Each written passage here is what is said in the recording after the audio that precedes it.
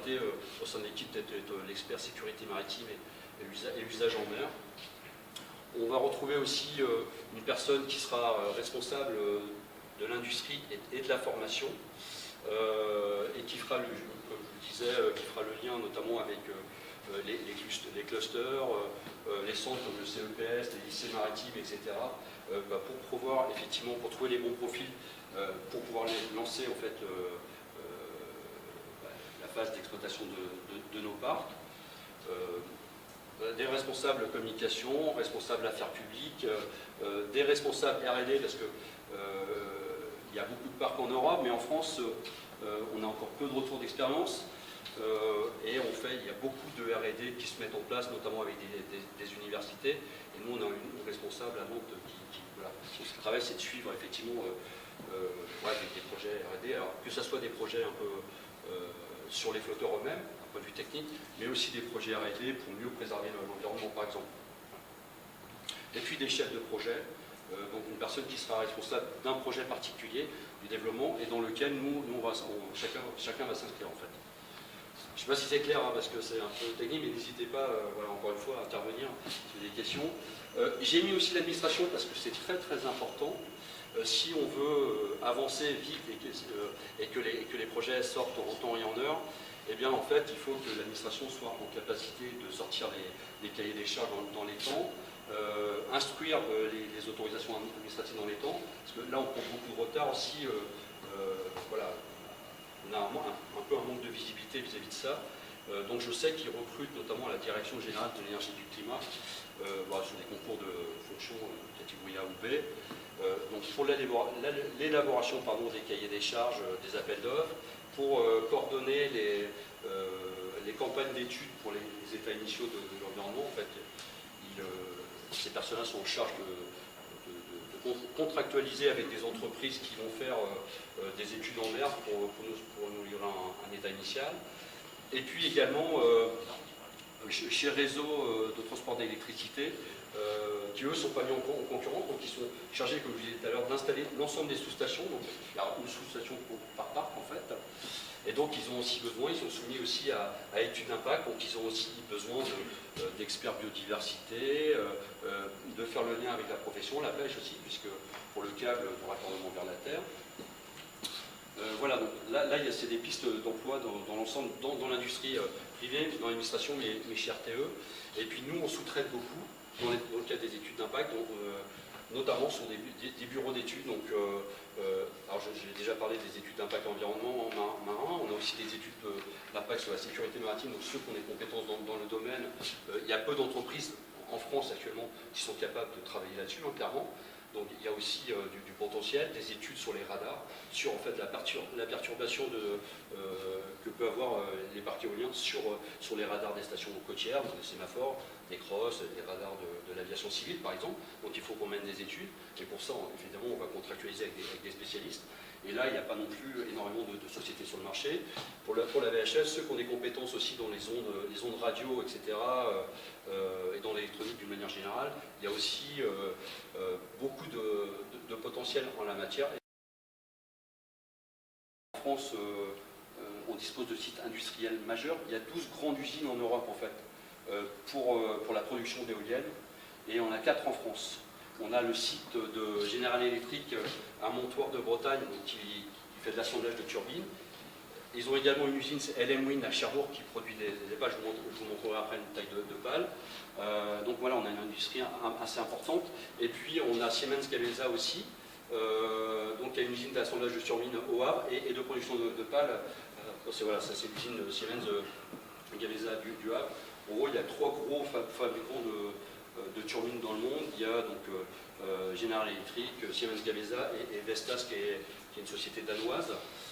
Voilà, donc actuellement, pour la production, c'est 750 personnes qui travaillent de différents métiers, effectivement, des mécaniciens, électriciens, électroniciens. Enfin, il y a beaucoup d'opportunités dans ces secteurs. Il y a environ, tout confondu, hein, dans l'ensemble de la chaîne de valeur, donc chez les développeurs, dans les usines, dans les bureaux d'études, etc., environ 7500 emplois environ en France. Et on estime qu'il y aura 20 à 25 000 emplois directs et indirects d'ici 2035. Donc il y a 200 entreprises en France qui travaillent dans le domaine, directement ou indirectement. Et donc voilà, il y a énormément de potentiel. Aussi dans les métiers du composite, ceux qui sont spécialisés, c'est aussi assez porteur. Métier du composite, métier de la manutention de colis lourds notamment, et il y a peu, là encore, il y a peu d'emplois spécialisés en France. Il y a notamment une entreprise, je crois que c'est Charbon Manutention qui est spécialisée là-dedans, mais voilà, il y a un vrai potentiel parce qu'il ne suffit pas de les construire, il faut ensuite pouvoir les manutentionner et les envoyer sur le site d'installation. Donc voilà, manutention de colis lourds, brutier, voilà, c'est pareil, il y a d'énormes besoins en la matière. On poursuit sur la manutention, alors ça fait appel à des navires très particuliers avec... il n'y a pas d'armement français, de compagnie française qui dispose de ces navires actuellement en France. Mais je vais venir après. Voilà. Là, on a notamment des gros armements belges, il y a DEME notamment, qui sont un peu spécialisés dans ce type de navire. Par exemple, ça c'est la Sleipnir qui pouvait lever 8000 tonnes. Voilà, c'est le seul navire au monde qui existe. Donc, le coût d'affrètement aussi coûte très très cher pour le coup. Mais vous voyez, il y a beaucoup, ce que je veux vous dire par là, c'est que ça nécessite beaucoup de navires un peu spécialisés tout autour, de remorqueurs, je vais parler ensuite de CTV, donc des petits navires qui sont chargés de transporter les techniciens sur les sites d'installation, de SOV, je vais vous le montrer un petit peu par la suite. Mais vous voyez, donc, cette industrie, il y a quand même beaucoup de possibilités à venir. Voilà, donc ça c'est ici c'est la base de Fécamp.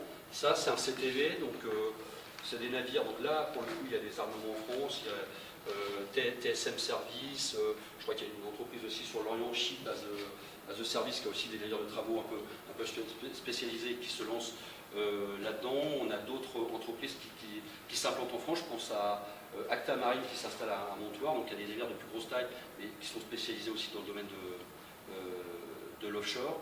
Et voilà, donc là on a des navires sous pavillon français, donc avec des marins français, donc il va y avoir beaucoup d'opportunités, puisque les CTV, ils en font en moyenne par 2 à 3 navires. Alors, pendant la phase d'installation, pour aller déposer des techniciens, mais aussi pendant toute la durée de vie du parc qui va aller de 35 à 40 ans. Et ces navires sont rattachés à la base de maintenance. Il y a Fécamp, on a créé des cantons spécifiques pour les accueillir. Donc pour venir là-dessus, sur la base de maintenance, c'est environ 100 personnes en base de maintenance.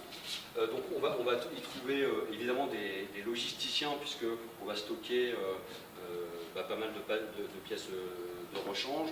Alors, ça va nécessiter aussi du support administratif, donc du secrétariat, de la supervision, donc des gens plutôt avec des profils d'électriciens, électroniciens qui vont surveiller en fait les alarmes provenant du parc, parce que dans le câble, le câble de raccordement, il y a une fibre optique qui permet de nous envoyer toutes les alarmes et de piloter le parc à distance depuis la Terre en fait.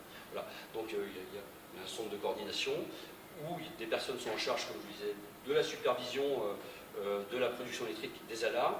On va aussi trouver, et là il y a beaucoup de marins, je sais qu'ils sont aussi là-dedans, de la coordination maritime, effectivement, de la surveillance en fait des moyens qui évoluent du parc, vérifier qui on a déposé sur quelle éolienne, etc., etc.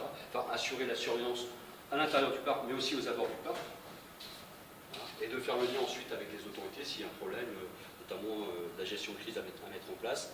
Et puis les techniciens de maintenance. Les techniciens de maintenance qui sont rattachés aussi. Donc là, il y a des formations de niveau Bac plus 2. Alors, il y a des lycées assez spécialisés en France qui font ça. Il y a l'AFPA aussi qui fait ça. Il y avait une formation sur l'Orient, je ne sais pas si elle existe encore. Il y a une formation de 19 mois qui forme des techniciens de maintenance éolienne en fait. Vous avez d'autres enjeux? Oui. Oui, exact. Ouais, j'en ai pas parlé, mais oui, tout à fait. Ouais. Notamment, surtout pour le flottant, en fait, parce que le flottant, ça nécessite de longues lignes d'ancrage, en fait, qu'il va falloir contrôler tout au long de la durée de vie. Après, on en a aussi besoin pour faire l'inspection,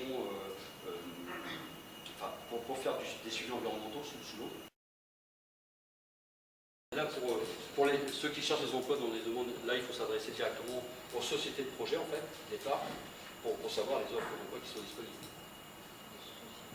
Ouais, en fait, Fécamp, nous, on est avec EDF, officiellement, on est avec EDF. Donc, pour porter nos projets, on a créé une société de projet, un consortium, voilà, dans lequel, voilà, donc, une autre entité juridique qui intervient et qui est chargée de l'exploitation du parc, en fait. Pour ceux qui sont dans la marine et qui ont des brevets marine nationale, il y a aussi des équivalences marine marchand. Vous pouvez la possibilité de transformer. Donc là, il faut vous renseigner auprès des directions interrégionales de la mer. Parce que là, bon, il faut des brevets, ça dépend quel type de fonction occupée à bord, mais ça peut être un certificat matelot-pont pour des matelots, ça peut être un capitaine 200 en vrai commande, ou un capitaine 500 pour commander un CTV. Donc là aussi, il y aura quand même beaucoup d'opportunités. Parce que ces navires, ils sont... les navires de petite taille sont sous pavillon français, comme je vous disais, ils sont rattachés à un parc. Donc pour le moment, ils sont souvent affrétés à des sous-traitants. Sur Fécamp, je crois que c'est TSM qui a le marché, mais nous, enfin, les développeurs, on a vocation aussi dans le futur à avoir nos propres navires. Ça reste assez générique parce que en fait, ça dépend aussi de chaque projet, enfin, des technologies qui vont être employées. Et les sites, même d'installation et de fabrication, on ne peut pas le savoir. Enfin, même celui qui a des il ne sait pas encore actuellement.